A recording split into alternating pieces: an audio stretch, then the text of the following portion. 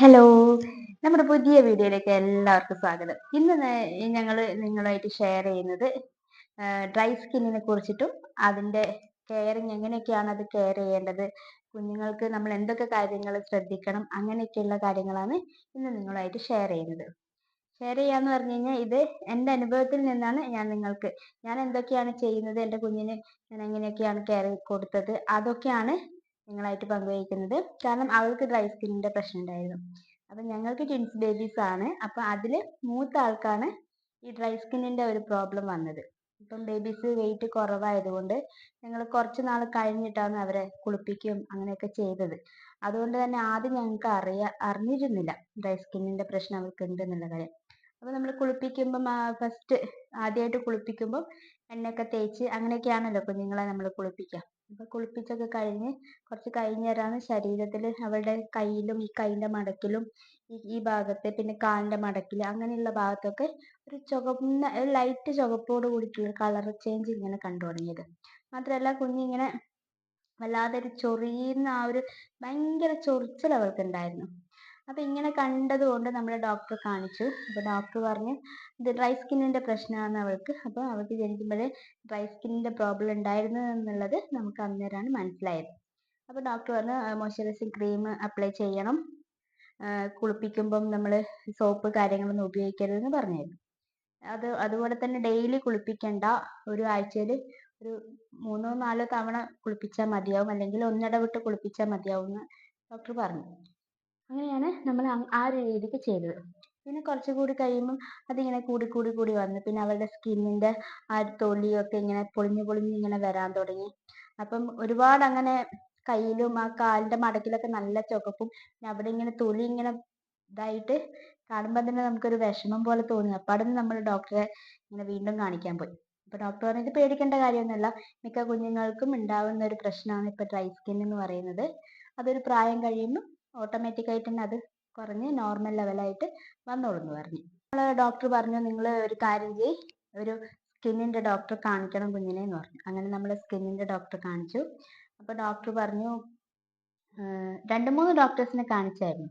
അപ്പൊ എല്ലാ ഡോക്ടേഴ്സും പറഞ്ഞത് പ്രത്യേകിച്ചിട്ട് മരുന്ന് കഴിച്ചിട്ട് മാറ്റേണ്ട ഒരു ഇതൊന്നും ഇല്ല കുഞ്ഞിന്, അത് നോർമലായിട്ട് 2-3 വയസ്സൊക്കെ കഴിയുമ്പോൾ പോകും. അപ്പൊ അതുവരെ ഉപയോഗിക്കാൻ വേണ്ടിയിട്ട് മോയ്സ്ചറൈസിങ് ക്രീം അല്ലെങ്കിൽ ലോഷൻ അതുപോലെയൊക്കെ ഉപയോഗിക്കുക, പിന്നെ സോപ്പ് ഉപയോഗിക്കാതിരിക്കുക, ഇങ്ങനെയുള്ള കുറച്ച് കാര്യങ്ങളൊക്കെ ഞങ്ങൾക്ക് പറഞ്ഞു തന്നു. പിന്നെ കുഞ്ഞിനെ പുറത്ത് കൊണ്ടുപോകുമ്പോൾ നിങ്ങൾ ഫുൾ ഡ്രസ്സ് തന്നെ പരമാവധി ഇടിയിപ്പിക്കുക. പുറത്തൊക്കെ പോകുമ്പോൾ ഫുൾ ഡ്രസ്സ് ഇടിയിപ്പിക്കുക. കാരണം കുഞ്ഞിന്റെ ദേഹത്തും കാലിനൊക്കെ അവിടെ ചുവപ്പ് നിറമൊക്കെ കാണുമ്പോൾ ആൾക്കാർ ഇങ്ങനെ ചോദിക്കും. അപ്പൊ നിങ്ങൾക്ക് പിന്നെ കൂടുതൽ ടെൻഷൻ ആയിരിക്കും. അപ്പം അത് ടെൻഷൻ അടിക്കേണ്ട കാര്യമേ ഇല്ല. പക്ഷെ അത് കാണുന്നവർക്ക് അത് അറിയാത്തത് കൊണ്ട് അവരതെന്താന്നുള്ളത് അന്വേഷിക്കും. അപ്പം നിങ്ങൾ അത് കേട്ടിട്ട് പിന്നെ പ്രശ്നമായി വേറൊരു ഡോക്ടറെ കാണിക്കാൻ പോകേണ്ട ആവശ്യമൊന്നുമില്ല എന്ന് പറഞ്ഞു. നമ്മൾ 2-3 ഡോക്ടറെ കാണിക്കാൻ കാരണം തന്നെ ഇത് ആരെങ്കിലുമൊക്കെ വീട്ടിലൊക്കെ വരുമ്പോൾ അവരിങ്ങനെ കാണുമ്പോൾ അവരിങ്ങനെ അവരെ അഭിപ്രായങ്ങൾ ഇങ്ങനെ പറയും. അത് കേൾക്കുമ്പോൾ നമ്മൾ പിന്നെയും ഒന്നുകൂടി നമുക്ക് ഡോക്ടറെ പോയി കണ്ടാലോ എന്നുള്ള ഇതിലേക്ക് പോകും ടെൻഷനായിട്ട്.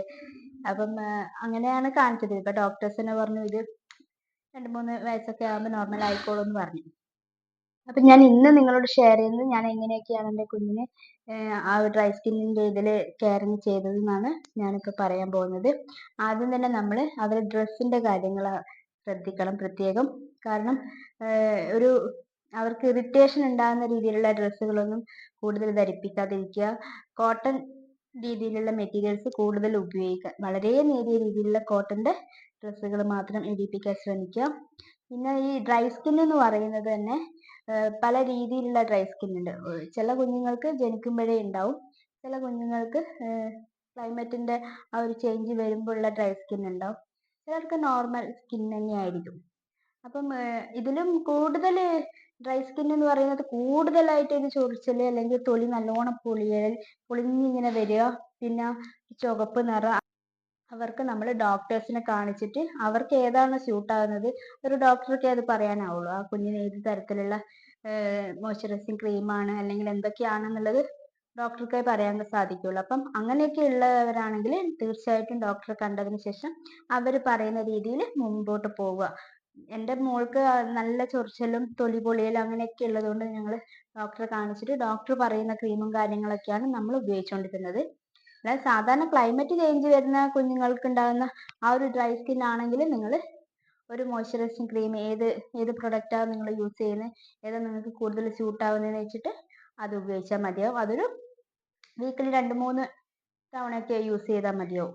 ഡെയിലി യൂസ് ചെയ്തിട്ടില്ലെങ്കിലും വീക്കിലി നമ്മൾ 2-3 തവണയൊക്കെ അങ്ങനെ യൂസ് ചെയ്താലും മതിയാവുമായിരിക്കും. അപ്പം എൻ്റെ മോൾക്ക് ക്രീം കുറച്ച് കാലം യൂസ് ചെയ്തു. പിന്നെ അതിന് ശേഷം ഞങ്ങൾ ഡോക്ടർ തന്നെ ലോഷൻ ഉപയോഗിച്ചോളാൻ പറഞ്ഞു. അങ്ങനെ ലോഷനാണ് പിന്നെ ഞങ്ങൾ ഉപയോഗിച്ചുകൊണ്ടിരുന്നത്. അപ്പം ആദ്യം തന്നെ കുഞ്ഞിൻ്റെ ഡ്രസ്സ് കാര്യങ്ങൾ എന്തായാലും ശ്രദ്ധിക്കുക. കോട്ടൻ്റെ ഡ്രസ്സ് തന്നെ കുഞ്ഞിനെ ധരിപ്പിക്കാൻ ശ്രമിക്കുക.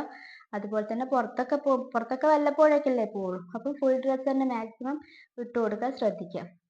അതും വളരെ കോട്ടൻ്റെ രീതിയിലുള്ള ഡ്രസ്സ് തന്നെ യൂസ് ചെയ്യാൻ ശ്രദ്ധിക്കുക. പിന്നെ കുഞ്ഞിന് നമ്മൾ ശ്രദ്ധിക്കേണ്ട കാര്യങ്ങളെന്ന് പറയുന്നതിൽ മെയിനായിട്ടുള്ള കാര്യം സോപ്പ് ഉപയോഗിക്കാതിരിക്കുക.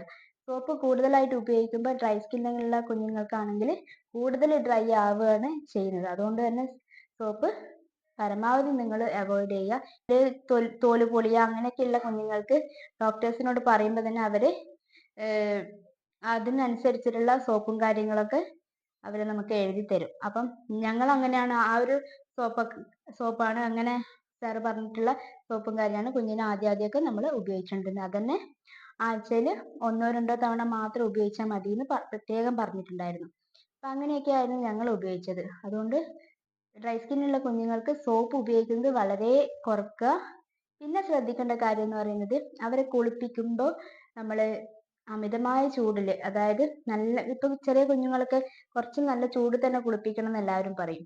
പക്ഷേങ്കിൽ ഡ്രൈ സ്കിന്നുള്ള കുഞ്ഞുങ്ങളെ നമ്മൾ അധികം ചൂടിൽ നമ്മൾ അങ്ങനെ കുളിപ്പിക്കാൻ പാടില്ല. ഇപ്പം പൊതുവേ കുഞ്ഞുങ്ങളെ കുളിപ്പിക്കാൻ മീഡിയം ചൂടിലെ കുഞ്ഞുങ്ങളെ കുളിപ്പിക്കേണ്ട ആവശ്യമേ ഉള്ളൂ. ഇപ്പം ഡ്രൈ സ്കിന്നും കൂടി ഉണ്ടെങ്കിൽ നമ്മൾ അതിലും ചൂട് കുറച്ച് വളരെ നേരിയ രീതിയിൽ, അപ്പം തീരെ തണുപ്പുമല്ല തീരെ ചൂടും അല്ലാത്ത ഒരു മീഡിയം ലെവലിലുള്ള ഒരിളം ചൂടുവെള്ളത്തിൽ മാത്രം നിങ്ങൾ കുഞ്ഞുങ്ങളെ കുളിപ്പിച്ചെടുക്കാൻ ശ്രദ്ധിക്കണം. അത് മാത്രമല്ല ഒത്തിരി നേരം നിങ്ങൾ കുളിപ്പിക്കാനായിട്ട് ടൈം എടുക്കരുത്. പെട്ടെന്ന് തന്നെ കുളിപ്പിച്ചിട്ടെടുക്കാൻ ശ്രദ്ധിക്കണം. അതുപോലെ തന്നെ ഇപ്പം ക്ലൈമറ്റ് ചേഞ്ചുള്ള ഡ്രൈ സ്കിന്നുള്ള അങ്ങനെയുള്ള പ്രശ്നങ്ങളാണെങ്കിൽ തന്നെ അമിതമായിട്ട് സോപ്പ് തേച്ച് ഇങ്ങനെ പതപ്പിച്ച് കുളിപ്പിക്കാതിരിക്കുക. ഒരാഴ്ചയിൽ 2-3 തവണ മാത്രം സോപ്പൊക്കെ ഉപയോഗിച്ചിട്ട് കുളിപ്പിക്കുക. സോപ്പ് ഉപയോഗിക്കണം എന്നുണ്ടെങ്കിൽ ഉപയോഗിക്കാതിരിക്കുന്നതായിരിക്കും കൂടുതൽ നല്ലത്. കുഞ്ഞുങ്ങളെ നമ്മൾ കുളിപ്പിച്ച ഉടനെ തന്നെ ഒരു ചെറിയ സോഫ്റ്റ് ആയിട്ടുള്ള ഒരു എന്താ പറയാ ടർക്കിയൊക്കെ വളരെ സോഫ്റ്റ് ആയിട്ടുള്ള ടർക്കീസ് ഒക്കെ ഉണ്ടാവും. അപ്പൊ അതുപോലത്തെ ടർക്കിയൊക്കെ ഉപയോഗിച്ചിട്ട് ഒപ്പിയെടുക്കുക. കുഞ്ഞുങ്ങളുടെ ദേഹത്ത് നിന്ന് വെള്ളം ഒപ്പിയെടുക്കണം. കാരണം ഇങ്ങനെ തുടച്ച് ഇങ്ങനെ അപ്പാടെ എടുത്ത് വരണ്ട പോലെ ആക്കരുത്. ഒന്ന് ഒപ്പി എടുക്കുക. എന്നിട്ട് അതിനുശേഷം തന്നെ നിങ്ങൾ ക്രീമാണോ അല്ലെങ്കിൽ ലോഷനാണോ ഏതാണോ യൂസ് ചെയ്യുന്നത് വെച്ച് കഴിഞ്ഞാൽ അത് അപ്ലൈ ചെയ്ത് കൊടുക്കുക. അത് മിതമായ കുറച്ചളവിലെടുത്താൽ മതിയാവും.